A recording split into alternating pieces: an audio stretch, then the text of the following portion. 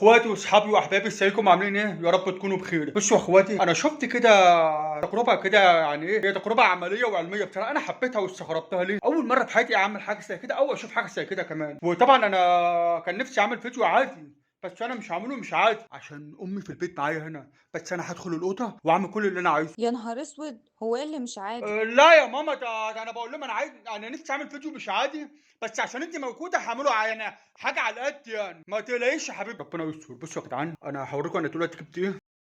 بيبسي. ما اعرفش الفكره وصلت لكم ولا لسه. ماشي.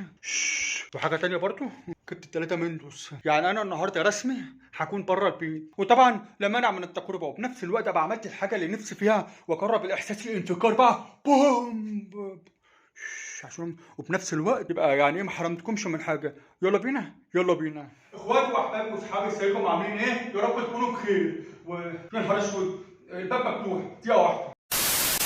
ورجعت لكم بعد الفاصل يا اخواتي واصحابي واحبابي، وازيكم عاملين ايه؟ يا رب تكونوا بخير. بصوا بقى يا اخواتي، من قبل ما نعمل مع بعض التجربه دي، انا عايز اوصيكم بقى على انكم تعملوا اللايك الحلو بتاعكم، وتعملوا سبسكرايب، وتفعلوا الجرس عشان توصلكم كل الفيديوهات الجديده اللي بتنزل على قناتي. بعدين معلش يعني اللايك والاشتراك ارخص من البيبسي والبنتوش اللي انا جايبهم كل دول، طبعا مش بخساره فيكم يعني.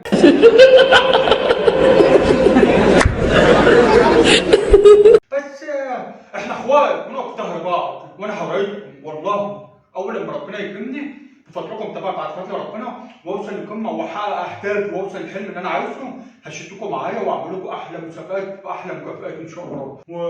ويلا بينا نبدا الانفجار العظيم ده اللي بسببه امي ممكن تطلعني بره البيت، بس ان شاء الله مش هتحصل يعني. يلا.